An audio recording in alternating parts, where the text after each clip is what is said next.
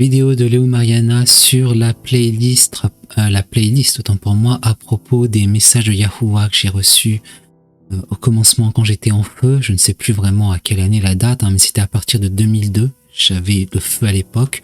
Ensuite, dans mon parcours, j'ai eu des hauts et des bas au bout de plusieurs années. Mon témoignage, pour ceux que ça intéresse, il est ici. Il se titre Mon témoignage. Donc mon témoignage, ma délivrance, ma chute, ma poutre, mon relèvement et mon retour. Voilà. Donc, pour revenir à ce que je vous disais, cette vidéo est une série sur les messages que j'ai reçus de Yahuwah et elle s'intitulera, cet épisode-là que vous regardez, on peut l'appeler la tentation, en tout cas, c'est à propos du péché dans le cœur. Vous vous souvenez, on prend comme exemple ce qui est écrit dans Matthieu. Vous avez appris qu'il a été dit « Tu ne commettras point d'adultère ». Ok. C'est dans la loi, on le voit ici dans Exode 27. Mais moi, je vous dis que quiconque regarde une femme pour la convoiter a déjà commis un adultère avec elle dans son cœur. Et moi, à l'époque, quand j'ai connu le Seigneur, ça m'a interpellé. Le Seigneur me purifiait de plusieurs choses. Le mensonge est venu... La délivrance du mensonge est venue au bout de, je sais plus, quelques mois, je sais plus, mais à un moment je pouvais plus. Et plusieurs choses, dont le côté, la partie fornication, adultère. Et il y a des fois, donc, quand on voit des femmes qui veulent se montrer, même si elles veulent pas se montrer, mais souvent celles qui veulent se montrer, eh bien à chaque fois j'étais là, Seigneur pardonne-moi, comme si j'ai péché, et à un moment je regardais... Je demandais peut-être 100 fois par jour pardon à Dieu par jour à propos de ce péché-là ou d'un autre. Il y a la violence, il y a les mauvaises pensées, il y a les vengeances, il y a tout ça, toutes ces choses-là qui viennent dans la tête, il n'y avait pas que ça.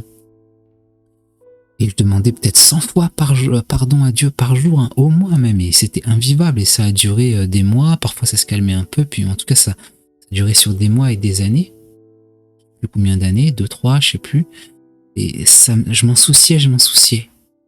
Et on se dit, mais à chaque fois, parce que si je généralise un peu dans l'église, après, j'entends plusieurs fois, je l'ai entendu plusieurs fois dire, ah ouais, dès que tu regardes une femme, dès que tu as des images qui te traversent par la tête, déjà le Seigneur te dit que tu as péché.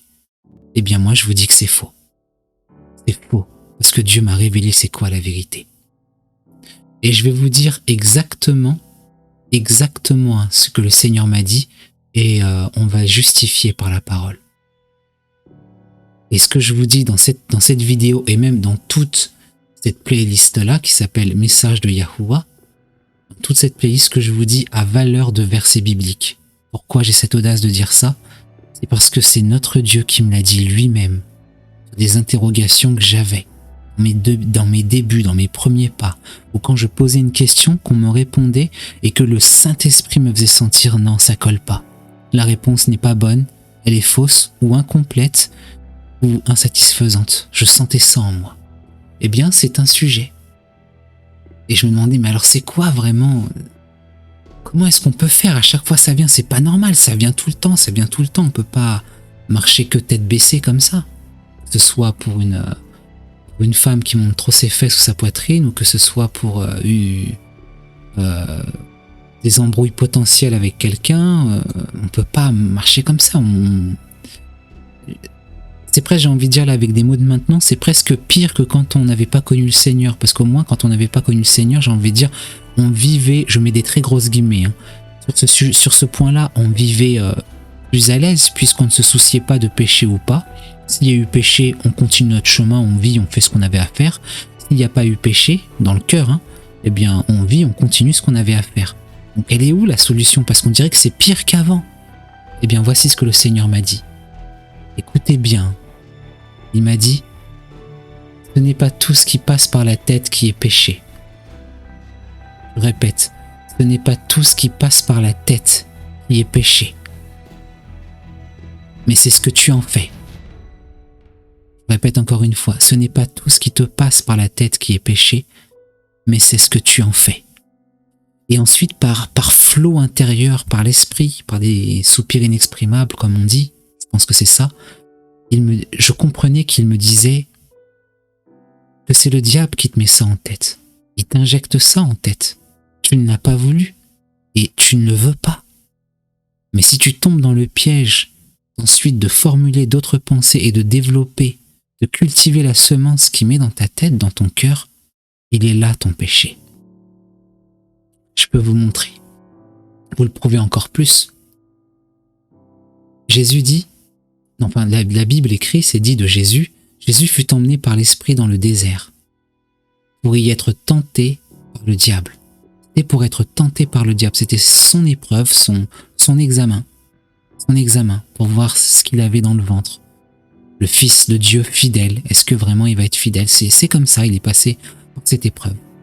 Donc le diable lui a donné plusieurs tentations que je ne vais pas développer, plusieurs. Quand il eut faim, il lui a proposé une solution démoniaque. Ensuite, il lui a proposé de mettre à l'épreuve la parole de Dieu. Et puis ensuite, il lui a proposé de le tenter. Et regardez, c'est là, il lui dit, c'est écrit, hein, il lui montra tous les royaumes du monde et leur gloire. C'est pour ça que dans ce verset-là, je vous ai dit, je le prends là parce que on regarde une femme pour la convoiter, mais je vous parle pas de sexe seulement là. Je vous parle de tout, comme c'est écrit là. Tu ne convoiteras point la maison de ton prochain. C'est même mis avant la femme. Hein.